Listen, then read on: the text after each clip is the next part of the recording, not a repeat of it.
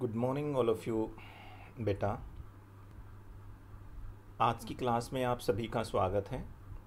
आज हम हमारे इतिहास के पाठ नंबर 3 नात्सीवाद और हिटलर का उदय के बारे में पढ़ेंगे।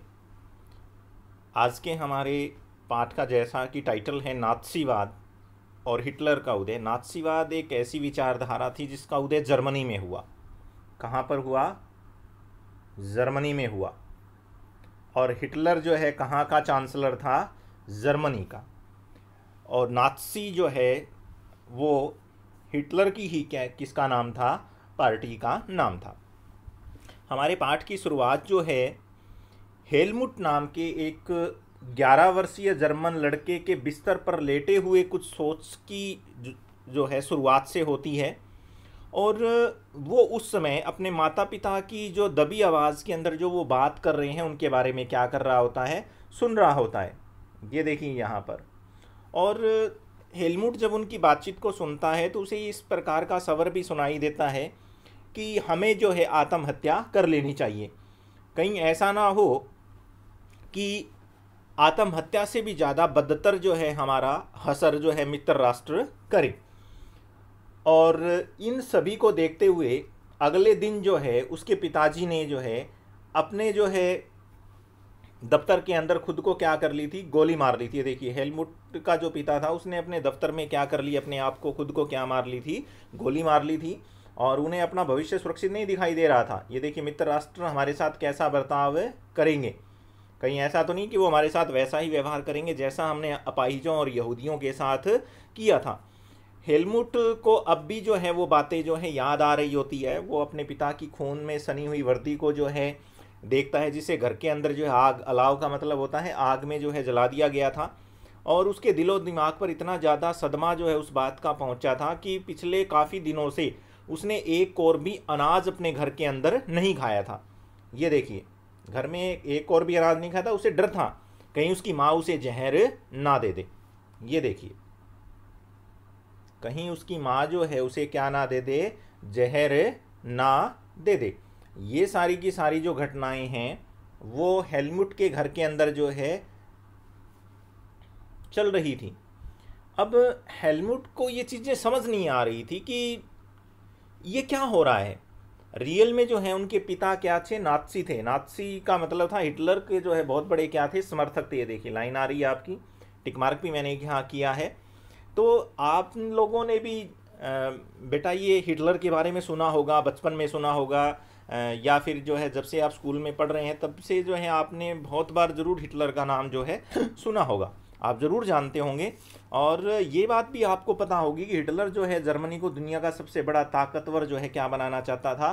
देश बनाना चाहता था। वो पूरे यूरोप को क्या कर लेना चाहता था? जीत लेना चाहता था। इसलिए उसने क्या किया?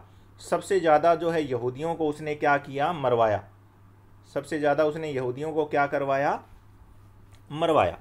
और जब संपूर्ण व्यवस्था और इसी संरचना का नाम जो है वो क्या है? नात्सीवाद है। अब बात यहाँ पर ये उठती है कि हेलमुट के पिता ने जो है आत्महत्या क्यों की? वो किससे डरे हुए थे? तो वो घटना को जो है थोड़ा सा रिवाइव कर रहे हैं हम यहाँ पर कि 1945 के अंदर जब सेकंड विश्व युद्ध जब समाप्त हो गया तो हिटलर को इस बात का अंदाज़ा हो गया था कि उसका हसर अब बहुत बुरा होने वाला है। उसने अपने और अपने जो प्रचार मंत्री था गोयबल्स, दोनों ने जो है अपने परिवार की एक बंकर के अंदर क्या कर ली? आत्महत्या कर ली अप्रैल में दोनों ने। क्योंकि युद्ध जैसे ही ख़त्म हो गया था तो सैनिक अदालतें जो है स्थापित कर दी गई थी। और सैनिक अदालत कहाँ पर बनी थी बेटा? ये देखो न्यूरेमबर्ग में। कहाँ पर बनी थी? न्यूरेमबर्ग में। और उसने कहा था कि उस अदालत के अंदर जो है शांति के विरुद्ध जो भी काम किए हैं, मानवता के खिलाफ जो भी काम किए हैं, युद्ध अपराध के लिए जो है नात्सियों के ऊपर क्या चलाया जाएगा? बहुत बड़ा मुकदमा चलाया जाएगा। अभी थोड़ी देर पहले हमारे पास एक शब्द आया था मित्र राष्ट्र। ये देखो मैं अंडरलाइन कर रहा हूँ। मित्र राष्ट्र वो थे जो जर्मनी, इटली और जापान के विरुद्ध लड़ रहे थे, जिसके अंदर पहले तो था ब्रिटेन और फ्रांस, उसके बाद में सोवियत संघ और अमेरिका भी इसमें क्या हो गया था? शामिल हो गया था। इनको क्या बोला गया था? मित्र राष्ट्र। और जो अंगेस्ट जो इनके लड़ रहे थे उनको क्या बोला गया था? धुरी शक्तियाँ।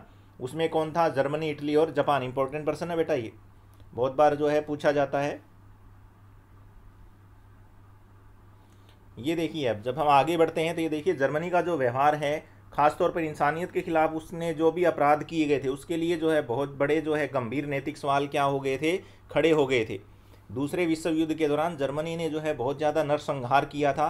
कितना किया था ये देखो आप, 60 लाख यहूदी, 2 लाख जिप्सी और 10 लाख पोलैंड के नागरिक थे। इन सबको जो है मौत के घाट उतारा गया। और जो लोग मानसिक रूप से और शारीरिक रूप से अपंग थे, 70,000 जर्मन नागरिकों को भी क्या कर दिया गया था, मार डाला गया था। इतनी बड़ी तादाद के अंदर इसके साथ साथ राजनीतिक विरोधियों को भी जो है मौत के घाट जो है उतारा गया था। और इनको मारने के लिए कत्ल खाने बनाए थे, जिसके अंदर हज़ारों लोगों को एक साथ जो क्या किया जाता था, मौत के घाट उतारा जाता था। क्योंकि उसके अंदर एक जहरीली जो है गैस छोड़ी जाती थी, मौत का चैम्बर बोला जाता था। उन चैम्बरों के अंदर लोगों को ठूस करके उसमें जहरीली गैस जो है छोड़ दी जाती थी और लोग दम घुट करके क्या हो जाते थे, मर जाते थे। तो न्यूरेमबर्ग की अदालत ने 11 प्रमुख जो नात्सी लोग थे उनको सज़ा सुनाई। और सज़ा दी गई थी किसकी, बर्बरता की, उनके जुल्मों के लिए। और जो सज़ा दी गई वो बहुत क्या थी, छोटी थी। मित्र राष्ट्र जो है पराजित जनवरी जो जर्मनी था उसके ऊपर वैसा ही जो है कठोर दंड नहीं थोपना चाहते जो उन्होंने कब किया था, पहले विश्व युद्ध में। क्योंकि पहले विश्व युद्ध के कारण ही जर्मनी के अंदर इस प्रकार का जो है आक्रोश देखने को मिला। और दूसरे विश्व युद्ध का जो है भारत पूरे विश्व में जो है संचालन देखा गया। ये देखो, इन्होंने बताया है खुद कि पहले विश्व युद्ध के आखिर में जर्मनी के लोग ने जिस अनुभव से गुजरे उसने जर्मनी के उदय में क्या दिया, योगदान दिया। और वो अनुभव क्या था। अब यहाँ नात्सी क्या था, नात्सी जो शब्द है वो जर्मन भाषा के शब्द किससे निकला है, नात्सियोनार्ड से निकला है। उसका जो पहला जो शब्द है वो क्या है, नात्सी। और इसी नाम से के पहले शब्द से ही जो है हिटलर ने किसका निर्माण किया था, अपनी पार्टी का निर्माण किया था। उसके बाद हमारा नेक्स्ट जो पॉइंट स्टार्ट होता है वो है वाइमन साम्राज्य का जन्म। ये हम बात करेंगे प्रथम विश्व युद्ध के बाद की। क्योंकि 20वीं शताब्दी के अंदर जर्मन बहुत ताकतवर राज्य था और उसने जो ऑस्ट्रिया के साथ मिलकर के, किसके साथ मिलकर के, ऑस्ट्रिया के साथ मिलकर के एक युद्ध लड़ा था, प्रथम विश्व युद्ध, जिसमें मित्र राष्ट्र कौन थे, वही राष्ट्र मिलेंगे आपको, इंग्लैंड, फ्रांस और रूस के खिलाफ। और दुनिया की सारी शक्तियां जो हैं इस युद्ध के अंदर कूद पड़ी थी और उनको लगा था कि बहुत जल्दी ये युद्ध क्या हो जाएगा, समाप्त हो जाएगा। ये देखिए जल्दी उन्हें क्या मिल जाएगी, विजय। लेकिन ऐसा कुछ नहीं हुआ और इतना लंबा खिंच गया कि पूरा यूरोप जो है वो आर्थिक दृष्टि से क्या हो गया, निचुड़ गया।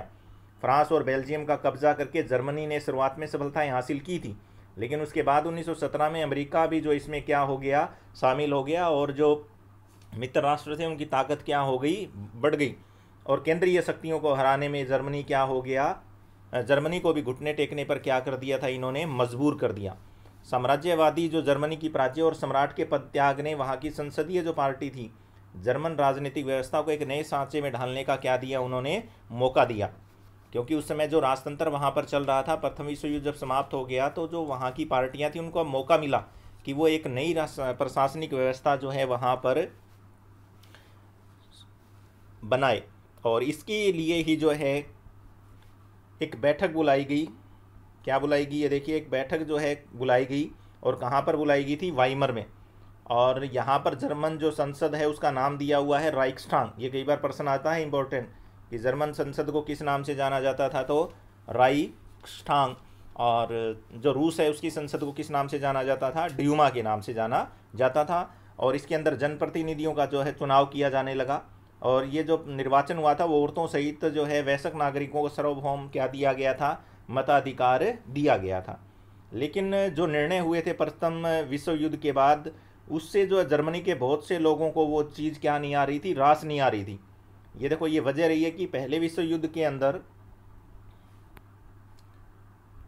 जर्मनी की जो पराजय हुई, ये देखिए आप, और उसके ऊपर जो है विदेश जो विजयी जो देश थे उन्होंने बहुत कड़ी जो शर्तें क्या कर दी थी, वो थोप दी थी। और ये शर्तें जो है किसके साथ शुरू हुई थी, वर्साई के अंदर, जो वर्साई का जो हम समझौता कह सकते हैं या संधि के तहत 1919 के अंदर किसकी समाप्ति हुई थी, प्रथम विश्व युद्ध की। ये कई बार प्रश्न आ जाता है, प्रथम विश्व युद्ध के अंदर जो है वर्साई की अपमानजनक संधि का जो है वर्णन कीजिए। तो फर्स्ट हम यहाँ लिखेंगे, देखो बहुत जो है कठोर और अपमानजनक थी। इसमें क्या करना पड़ा, पहला, तकरीबन 10% आबादी, 13% भूभाग और 75% लोहे के भंडार और 26% कोयला फ्रांस और किसको देना पड़ा था, डेनमार्क और पोलैंड को। दूसरा इसमें क्या करेंगे, सेकंड आ जाएगा, जर्मन की रही सही ताकत खत्म करने के लिए उसकी सेना क्या कर दी गई थी, भंग कर दी गई थी। तीसरा यहाँ पर क्या आ जाएगा कि जितना भी वहाँ पर जो है नुकसान हुआ था उस तबाही के लिए जिम्मेदार किसको ठहराया गया था, जर्मनी को। चौथा क्या आ जाएगा यहाँ पर कि 6 अरब पाउंड का जुर्माना किसके ऊपर लगाया गया था, जर्मनी के ऊपर।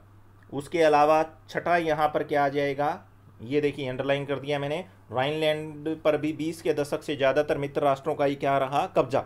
ये सारी की सारी हम ये कह सकते हैं कि जो है वर्साई की संधि जर्मनी के लिए अपमानजनक संधि थी। व्याख्या कीजिए, ये प्रश्न यहाँ पर आपका क्या हो जाता है, पूरा हो जाता है।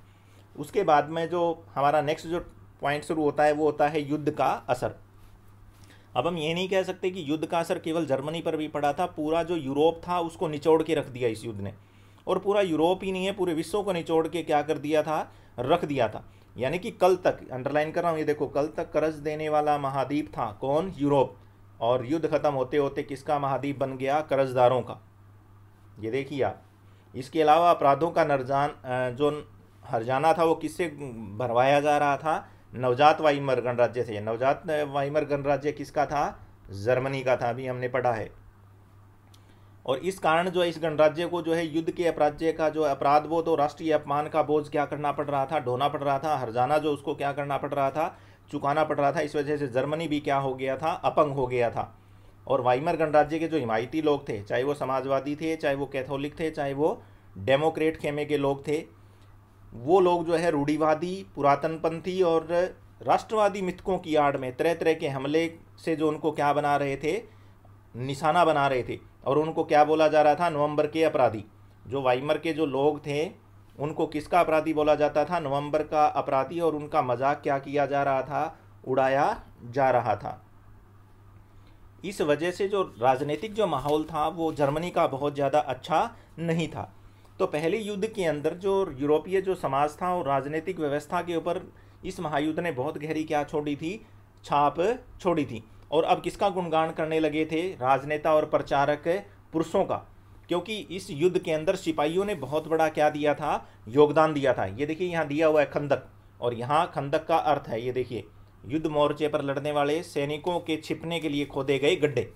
खंदकों के ऊपर काम कौन कर रहे थे, सिपाही, उनका गुणगान किया जा रहा था। लेकिन जो सच्चाई थी वो इससे अलग थी, क्योंकि खंदकों के अंदर जो सैनिक थे उनकी स्थिति क्या थी, बड़ी दयनीय थी। वे लाशों के चूहे लाशों को खाने वाले चूहों से क्या रहते थे, घिरे रहते थे। देखिए, क्योंकि युद्ध के अंदर इतनी ज़्यादा लाशें जो हैं गिरी गई थी वहाँ, जिनको चूहे खाते थे। जहरीली गैस और दुश्मनों की गोलाबारी का भी उन्हें जो है बहादुरी से क्या करना पड़ रहा था, सामना करना क्या हो रहा था, पड़ रहा था। तो धीरे धीरे सत्ता में आए हुए जो रूढ़िवादी जो लोग थे उन लोगों को जो है व्यापक क्या मिलने लगा, ज़बरदस्त जन समर्थन। और ये वो टाइम था जब लोकतंत्र एक नाजुक दौर से क्या कर रहा था, गुजर रहा था। नेक्स्ट हमारे पास जो पॉइंट है वो स्टार्ट हो जाता है रेडिकल। रेडिकल कौन लोग थे, जो पूर्णतः यहाँ पर क्या चाहते थे, परिवर्तन चाहते थे। और यहाँ एक चीज़ आ रही थी, वो क्या था, समाजवाद। क्योंकि 1917 के अंदर रूसी क्रांति हो गई थी। कौन सी क्रांति हो गई थी, रूसी क्रांति हो गई थी। रूस के अंदर क्रांति होने के बाद ये देखिए मजदूरों ने और नाविकों ने अपनी क्या बना ली थी, सोवियतें। और बर्लिन के अंदर भी राजनीतिक माहौल जो है सोवियतों की शासन व्यवस्था की हिमायत करने के नारे क्या हो रहे थे, गूंज रहे थे। और इसी दौरान क्या हुआ, आप सभी को पता है 1917 में जो पिछले अध्याय में हमने पढ़ा है 9वीं क्लास में भी, रूसी क्रांति, जहाँ पर पहली बार मजदूरों की क्या बनी थी, सरकारें बनी थी। और राजतंत्र का अंत करके साम्यवाद की क्या की गई थी, स्थापना की गई थी। तो यहाँ जो समाजवादी थे, डेमोक्रेट्स थे और कैथोलिक गुट थे, वो सारे इकट्ठा कहाँ पर हुए, वाइमर में। और एक शासन व्यवस्था के विरोध में एक लोकतांत्रिक गणराज्य की क्या करना चाहते थे, स्थापना करना चाहते थे। वो राजतंत्र को यहाँ पर क्या करना चाहते थे, समाप्त करना चाहते थे। और इसके लिए जो है स्पार्टकिस्टों, ये एक गठबंधन था जो जर्मनी के अंदर जो है किस पार्टी की नींव डाली थी उन्होंने, कम्युनिस्ट पार्टी की। ये स्पार्टकिस्टों का निर्माण जो है जर्मनी में कब हुआ, जब 1917 में रूस की क्रांति का क्या हो गया था, सफल संचालन। तो वहाँ सोवियतें बनी थी, यहाँ पर स्पार्टकिस्टों के रूप में जो है संगठन बनने क्या हो गए थे, शुरू हो गए थे। तो इस कारण क्या हुआ था, साम्यवादी और समाजवादी दोनों एक दूसरे के क्या हो गए, फिर कट्टर दुश्मन हो गए। और इस चीज़ का फ़ायदा किसको मिला, हिटलर को। क्योंकि हिटलर का अंत करने के लिए कभी भी एक दूसरे के साथ नहीं आ सके। 1923 के अंदर एक बहुत जो है भयंकर आर्थिक संकट जो है पूरे विश्व में छाया, और जर्मनी जो है बहुत ज़्यादा जो है पहले ही कर्ज में क्या था, डूबा हुआ था। ये देखिए, पहले जो विश्व युद्ध के अंदर जो कर्ज लेके लड़ा था, और इस कारण जो उसे सोने में अपना हर्जाना क्या करना पड़ रहा था, भरना पड़ रहा था। तो इस बहुत से जर्मनी का जो है लोहे का सोने का भंडार क्या हो रहा था, समाप्त हो रहा था, और जर्मनी जो है वो कर्ज देने से क्या कर चुका था, मना कर चुका था। इसके अलावा इसका जो रूर का जो क्षेत्र था, ये रूर का क्षेत्र किसके लिए प्रसिद्ध था, कोयले के लिए, और उसके ऊपर किसका नियंत्रण था, फ्रांसीसियों का क्या था, नियंत्रण था। तो ये भी जो है किसके लिए एक बहुत बड़ी जिल्लत की बात हो रही थी यहाँ पर, जर्मनी के लिए। फिर क्या किया, इस मंदी से निकलने के लिए उन्होंने जो है खुद की मुद्रा को जो है छापना शुरू कर दिया, और मुद्रा इतने बड़े पैमाने पर छाप दी कि जर्मनी की मुद्रा का नाम क्या था, मार्क। इंपॉर्टेंट पर्सन है बेटा, ये बहुत बार आता है परीक्षा उपयोगी की दृष्टि से, इंपॉर्टेंट है कि जर्मनी की मुद्रा का नाम क्या था, तो मार्क।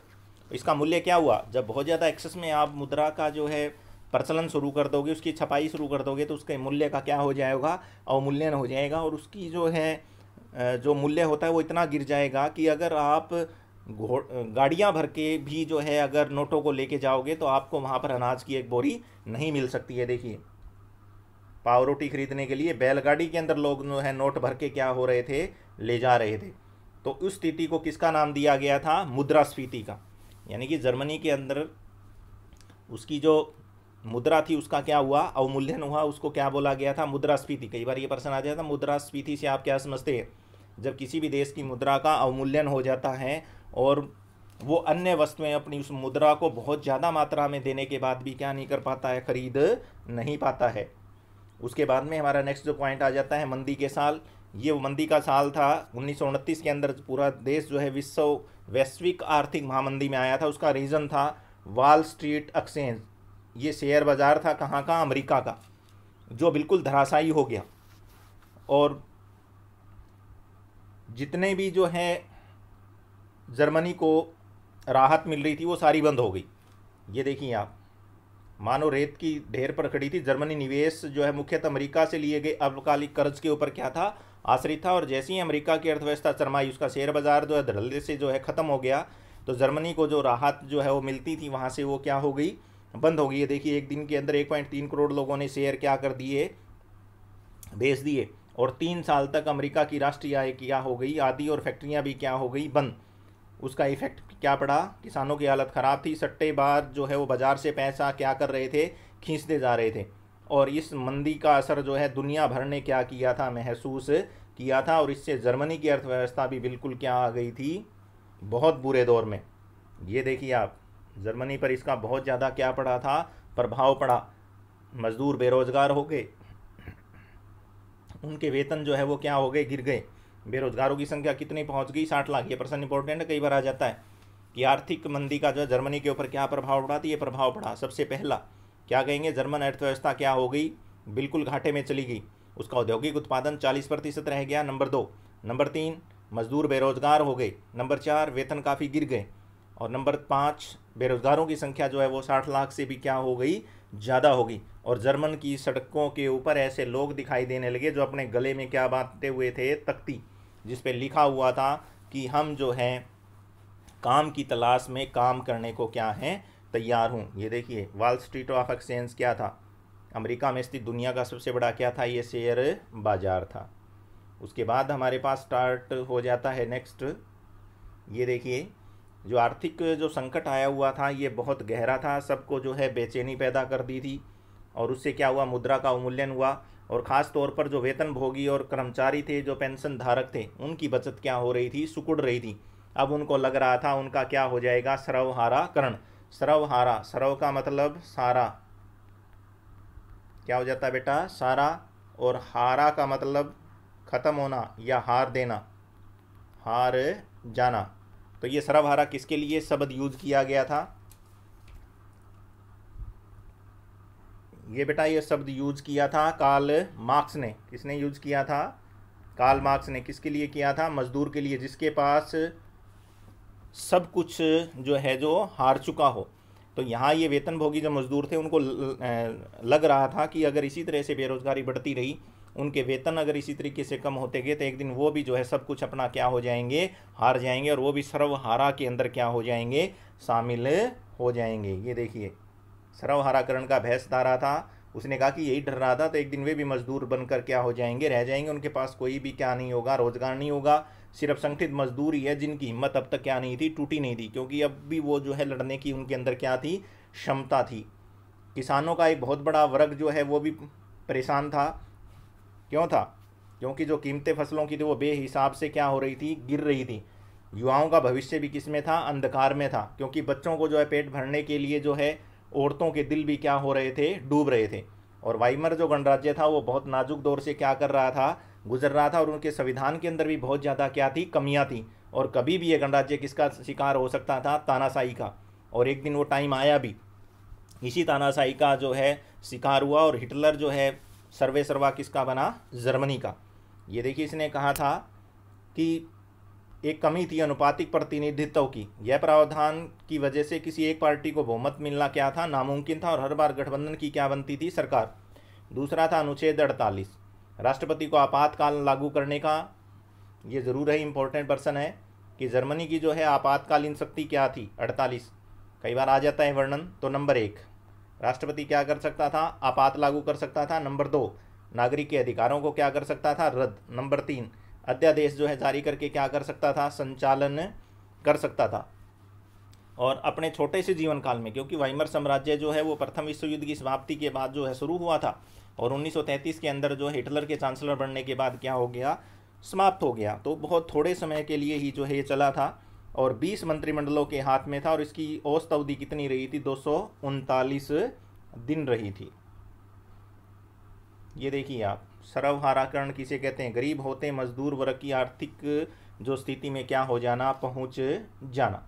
अब बहुत ही इंपॉर्टेंट जो है हमारे पास पॉइंट यहाँ शुरू हो रहा है, हिटलर का उदय। बहुत इंपॉर्टेंट पॉइंट है ये कि जो हिटलर है उसका उदय कैसे हुआ। अब हम बात करेंगे हिटलर की, हिटलर का जन्म। कई बार ये प्रश्न आ जाता है, हिटलर के बारे में आप क्या जानते हैं। तो हिटलर का जन्म कब हुआ, 1889 के अंदर ऑस्ट्रिया में। कई बार ये भी प्रश्न आ जाता है सीधा, इंपॉर्टेंट है ये कि हिटलर का जन्म कब हुआ या हिटलर का जन्म कहाँ हुआ। तो 1889 में ऑस्ट्रिया में हुआ, और एक बहुत गरीब परिवार में हुआ था इसका जन्म। रोजी रोटी का इनके पास कोई चारा नहीं था, तो इसने क्या कहाँ पर जो है नौकरी करनी शुरू कर दी, एक सेना में। ये देखिए, फर्जी जो फौजियों की जो भर्ती होती है उसमें अपना नाम क्या कर दिया, लिखवा दिया, और संदेश वाहक का काम किया, कॉर्पोरल बना, और बहादुरी के उसने तमगे जो हैं हासिल किए। लेकिन जो पहले विश्व युद्ध के अंदर जर्मन की जो पराजय हुई, उसने उसके दिमाग को क्या कर दिया, हिला दिया, उसने आग अबूला कर दिया। और 1919 में एक उसने पार्टी बनाई जिसका नाम क्या था, जर्मन वर्कर्स पार्टी। ये भी पर्सन इंपॉर्टेंट है, बहुत बार आता है कि जर्मन वर्कर्स पार्टी का गठन कब हुआ, तो 1919 में हुआ। और धीरे धीरे जो है हिटलर जो है इस संगठन का क्या बन गया, मुखिया, उसके ऊपर नियंत्रण कर लिया उसने, और उसने एक नई पार्टी का गठन कर लिया, नेशनल सोशलिस्ट पार्टी, इसी का नाम रखा। और बाद में यही पार्टी किसके नाम से मशहूर होगी, नाज़ी पार्टी की। और हिटलर ने जो है 1923 के अंदर बवेरिया पर कब्जा किया, बर्लिन के ऊपर चढ़ाई कर ली, और सत्ता पर कब्जा करने की क्या कर ली, योजना बना ली। उस अपनी इन योजनाओं के अंदर जो है वो क्या हो गया, असफल, और उसे क्या कर लिया गया, गिरफ्तार कर लिया गया, देशद्रोह का मुकदमा चला, और बाद में उसको क्या कर दिया गया, रिहा कर दिया गया। लेकिन 1930 के शुरुआती सालों में जनता को बड़े पैमाने पर अपनी तरफ आकर्षित नहीं कर पाया। लेकिन महामंदी के दौरान, जब 1929 में महामंदी आई, तो बैंक क्या हो गए, दिवालिया, काम धंधे क्या हो गए, बंद, मजदूर क्या हो गए, बेरोजगार, मध्य वर्ग को लाचारी और भूखमरी का डर क्या कर रहा था, सता रहा था। उस टाइम के अंदर नात्सी प्रोपगेंडों में, जो प्रोपगेंडा का मतलब होता है विचारधारा, तो नात्सी जो विचारधारा थी वो लोगों को एक बेहतर भविष्य की क्या दिखाई दे रही थी, उम्मीद दिखाई दे रही थी। तो 1929 में नात्सी पार्टी को जर्मन संसद राइक्सटाग के अंदर जो है जो चुनाव हुए, हालांकि ज़रूर उसके अंदर उन्हें मत क्या मिले, बहुत कम। ये देखिए कितने मत मिले, 2.6%, लेकिन 1932 तक आते आते कितने मिल गए उनको, 37%। और एक बहुत बड़ी देश के अंदर जर्मन वर्कर्स जो पार्टी थी वो एक बहुत बड़ी पार्टी जो है बन चुकी थी। और उसका रीजंस भी बताएगा यहाँ, क्या कारण था कि वो इतनी बड़ी पार्टी बन गई, उसका रीजंस आप यहाँ देखने को मिलेगा। देखिए, फर्स्ट जर्मन एक क्या था, बहुत बड़ा वक्ता था। जब भी वो बोलता था तो लोगों के दिमाग के अंदर उसके शब्द क्या हो जाते थे, घर कर जाते थे। देखिए उसका जोश, उसके शब्द लोगों को हिला करके क्या है रख देते थे। दूसरी बात क्या थी, उसके जो भाषण थे उसमें शक्तिशाली राष्ट्र की स्थापना और वर्साई की संधि की नाइंसाफ़ी के प्रतिशोध और जर्मन की खोई हुई प्रतिष्ठा को वापस दिलवाने का क्या था, आश्वासन। इंपॉर्टेंट पर्सन है बेटा, ये बहुत बार आता है कि नात्सी का जो है बहुत बड़ी पार्टी बन करके क्यों उभरी, उसका रीजंस है ये। और उसका एक वादा और भी था, तीसरा उसने क्या वादा किया था, बेरोजगारों को रोजगार मिलेगा और जो नौजवान है उनका भविष्य क्या होगा, बिल्कुल सुरक्षित होगा। और चौथा उसने क्या वादा किया था कि देश को विदेशी प्रभाव से मुक्त कराएगा और तमाम विदेशी साजिशों का मुंह तोड़ क्या दिया जाएगा, जवाब दिया जाएगा। हिटलर ने यहाँ पर जो है बहुत से जो है ऐसे चुनाव जो के लिए जो है चिन्ह बनाए। जैसे देखिए एक राजनीति की एक नई शैली जो है हिटलर लेकर के आया, लोगों को गोलबंद करने के लिए जो है प्रदर्शन की अहमियत क्या करता था, समझता था। इसके लिए उसने जो है बड़ी बड़ी क्या की, रैलियाँ की, जनसभाएं जो है आज आयोजित की। और स्वास्तिक ये एक चिन्ह था, कई बार आ जाता है ये। स्वास्तिक से आप क्या समझते हैं, तो ये जर्मन जो नात्सी पार्टी थी उसका जो झंडा होता था उसमें एक चिन्ह लगा होता था, उस चिन्ह को क्या नाम क्या था, स्वास्तिक का चिन्ह था। ये देखिए छपे लाल झंडे थे, नात्सी सलूट इन्होंने जारी की, भाषणों के बाद खास अंदाज में तालियों की गड़गड़ाहट, ये सारी चीज़ें शक्ति प्रदर्शन का एक क्या थी, हिस्सा थी। और ये जो धुआंधार प्रचार हुआ उसने हिटलर को एक मसीहा, एक रक्षक और एक व्यक्ति के रूप में पेश किया, जिसे मानो जनता को तबाही से उपाड़ने का क्या मिला हो, अवसर मिला हो। और ऐसे समाज की ये जो छवि थी वो आकर्षक दिखाई देती थी, जिसकी प्रतिष्ठा और गौरव का एहसास चकनाचूर हो चुका था, जो एक भीषण आर्थिक और राजनीतिक संकट से क्या कर रहा था, गुजर रहा था। अब वो दौर आ रहा था, मैंने यहाँ पर गोल दायरे में लिया है, लोकतंत्र का ध्वंस। अभी मैंने आपको ये थोड़ी देर पहले भी बताया था कि धीरे धीरे जो एक ऐसी व्यवस्था आ रही थी जिससे हमें लग रहा था कि लोकतंत्र को बिल्कुल क्या कर दिया जाएगा, समाप्त। और वो हुआ। ये देखिए कब हुआ, 30 जनवरी 1933 को। इम्पोर्टेंट पर्सन है बेटा ये, बहुत बार पूछा जाता है कि हिटलर जर्मनी का चांसलर कब बना, तो 30 जनवरी 1933 को राष्ट्रपति हिडेनबर्ग ने जो हिटलर को जो है चांसलर पद का भार संभालने का न्योता दिया, और ये मंत्रिमंडल के अंदर सबसे शक्तिशाली पद था। और उस टाइम तक नात्सी पार्टी जो है वो रूढ़िवादी विचारों से क्या हो गई थी, जुड़ चुकी थी। और सत्ता हासिल करने के बाद हिटलर ने लोकतांत्रिक शासन की जो संरचना की जितनी भी संस्थान थे उनको क्या कर दिया, भंग कर दिया। और जर्मन संसद भवन में रहस्यमय अग्निकांड से उसका रास्ता और भी क्या हो गया, आसान हो गया। अग्निकांड का मतलब ये नहीं था कि वहाँ पर कोई आग लग गई थी, उन्होंने एक अध्यादेश जारी किया था जिसका नाम था फायर डिक्री, यानी कि अग्नि अध्यादेश। इसके तहत क्या हुआ था, इंपॉर्टेंट पर्सन है ये, अभिव्यक्ति, प्रेस और सभा करने की जो आज़ादी जो है जैसे नागरिक अधिकारों को अनिश्चित काल के लिए क्या कर दिया गया था, निलंबित कर दिया गया था। कंसंट्रेशन कैंपों को के अंदर जो है बंद कर दिया गया। किन लोगों को बंद किया गया था, जो लोग हिटलर की जो है बातों के अंदर विश्वास नहीं करते थे, कम्युनिस्टों को, उनका बर्बर दमन किया गया। ये देखिए 5 लाख की जो आबादी थी ड्यूसलैंडोर्फ शहर की, लोगों की बची खुची जो है 6000 लोगों की जो फाइलें थी उसमें 1440 सिर्फ जो है कम्युनिस्टों की थी। नाची शासनकाल में कुल जो है 52 किस्म के लोगों को अपने दमन का क्या बनाया गया, निशाना बनाया गया। और 3 मार्च 1933 को एक विशेषाधिकार अधिनियम बनाया गया जिसका नाम था इन बिलिंग एक्ट। इसके तहत जो तानाशाही क्या कर दी गई, स्थापित कर दी गई। और इसके साथ साथ और भी क्या काम किए गए थे, ये देखिए हिटलर को सांसद को हाशिए पर धकेलने और केवल अध्यादेश जारी करने के लिए निरंकुश अधिकार भी क्या कर दिया गया, प्रदान कर दिया गया। जो अन्य पार्टियां थी, ट्रेड यूनियनें थी, उनके ऊपर पाबंदी लगा दी गई। अर्थव्यवस्था, मीडिया, सेना और न्यायपालिका पर राज्य का पूर्ण रूप से क्या हो गया, नियंत्रण हो गया। ये सारी व्यवस्था हमें बता रही है कि किस प्रकार जो है समाज के अंदर क्या हो गया था, लोकतंत्र को बिल्कुल समाप्त कर दिया गया था। ये देखिए विशेष निगरानी और सुरक्षा के दस्ते जो है हिटलर ने वहाँ पर जो है मौजूद कर दिए। वर्दीधारी पुलिस या स्टॉर्म ट्रूमर या फिर गेस्तापो, गुप्तचर, ये पर्सन भी इम्पोर्टेंट है। गेस्तापो क्या था, तो जर्मनी जो राज्य था उसकी एक गुप्तचर क्या थी, पुलिस का नाम था। ये देखिए कंसंट्रेशन कैंप, ऐसे स्थान जहाँ बिना किसी कानूनी प्रक्रिया के लोगों को क्या किया जाता है, कैद किया जाता है। यातना गृह बना दिए गए थे और बिना किसी कानूनी कार्रवाई के देश निकाला दिया जा सकता था। और धीरे धीरे जो है लोकतंत्र बिल्कुल समाप्त हो गया और शासन कहाँ पर आ गया, निरंकुश। और हिटलर जो है क्या बन गया, सर्वे सर्वा। अब जब सर्वे सर्वा बन गया तो हिटलर के ऊपर सबसे बड़ी जो जिम्मेवारी थी वो किसकी थी? पुनर्निर्माण की। अर्थव्यवस्था को पटरी के ऊपर क्या है लाना था। तो उसके लिए उसका जो आर्थिक सलाहकार था साख्त, उसने कहा कि जो सरकारी पैसे से चलाए जा रहे रोजगार हैं उससे 100% उत्पादन और 100% रोजगार उपलब्ध कराने का लक्ष्य क्या किया जाए? तय किया जाए। और जो सुपर हाईवे और जनता की कार फोक्सवैगन इसी परियोजना की क्या थी? देन थी। विदेश नीति के मोर्चे के ऊपर हिटलर को फौरन जो है क्या मिली? कामयाबियां मिली। लीग ऑफ नेशन जो था उससे 1933 में पल्ला झाड़ दिया। इंपॉर्टेंट पर्सन है कि जर्मनी ने लीग ऑफ नेशन से अपने आप को कब अलग किया? 1933 में अलग कर लिया। राइनलैंड के ऊपर दोबारा इन्होंने क्या कर लिया? कब्जा कर लिया। एक जन एक साम्राज्य और एक नेता के नारे की आड़ में ऑस्ट्रिया जो है को भी क्या है 1938 में कहाँ पर मिला लिया गया? जर्मनी में। उसके बाद चेकोस्लोवाकिया के ऊपर कब्जा कर लिया गया।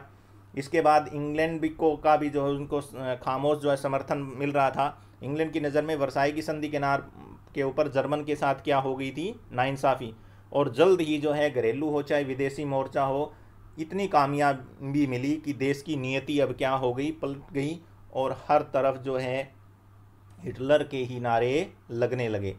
और अब हिटलर जो है यहाँ पर रुकता नहीं है। उसने अपने जो अर्थशास्त्री थे साख्त को भी जो है सलाह दी कि सेना और हथियारों के ऊपर क्या किया जाए या पैसा ज़्यादा खर्च किया जाए। उसने कहा था कि सेना के ऊपर अगर हम इतना ज़्यादा खर्च करेंगे तो देश की अर्थव्यवस्था क्या हो जाएगी? डगमगा जाएगी। लेकिन उसको उसके पद से क्या कर दिया? उसने हटा दिया। और जर्मनी को जो है आर्थिक संकट से उभारने के लिए युद्ध का विकल्प किसने चुन लिया? किसने चुना बेटा? हिटलर ने। और इसी के फलस्वरूप सेकेंड वर्ल्ड वार की क्या हो जाती है शुरुआत? सितंबर 1939 में पोलैंड के ऊपर जर्मनी ने क्या कर दिया? हमला। यही वो घटना थी जिसने पूरे विश्व को एक दूसरा जो है विश्व युद्ध जो है देखने पर क्या कर दिया? मजबूर कर दिया। उसके बाद जो है जर्मनी ने इटली और जापान के साथ मिलकर एक त्रिपक्षीय जो है संधि की और उससे एक जो है नया गुट जो है अस्तित्व में आया जिसका नाम था धुरी शक्तियाँ। कई बार आ जाता है ये प्रश्न कि धुरी शक्तियों में कौन कौन शामिल थे? तो कौन कौन शामिल थे? जर्मनी, इटली और जापान। और 1940 के अंत में हिटलर अपनी ताकत के किस पे था? शिखर के ऊपर था। और उसका पूरा ध्यान था कि वो पूर्वी यूरोप को हमेशा हमेशा के लिए क्या कर ले? जीत ले। और इसके लिए जो है उसने एक बहुत बड़ी बेवकूफ़ी यहाँ पर कर दी। और वो बेवकूफ़ी थी 1941 के अंदर सोवियत संघ पे क्या कर बोल देना? हमला।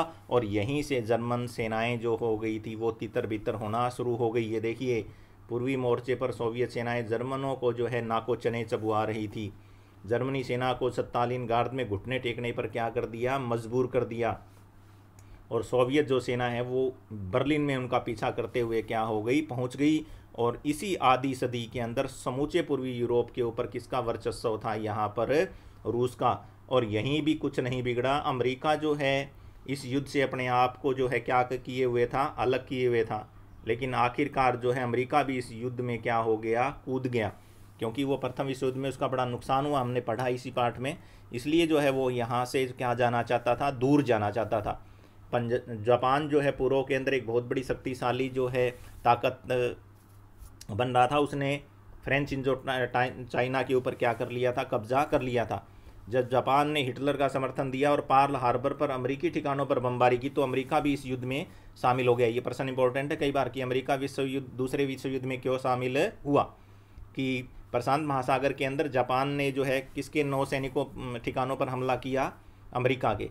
और इसके अंदर बहुत से जहाज उसके डूब गए और इस कारण अमेरिका को दूसरे विश्व युद्ध में जो है कूदना पड़ा। और 1945 के अंदर जापान के हिरोशिमा और नागासाकी पर जो है बम गिराए और जापान की जो है कमर क्या कर दी? तोड़ दी। यहीं पर हम दोबारा जो है वहीं पहुंचते हैं जहां से हमने चैप्टर को शुरुआत की थी। एक बार फिर हेलमुट और उसके पिता की कहानी पर वापस लौटते हैं।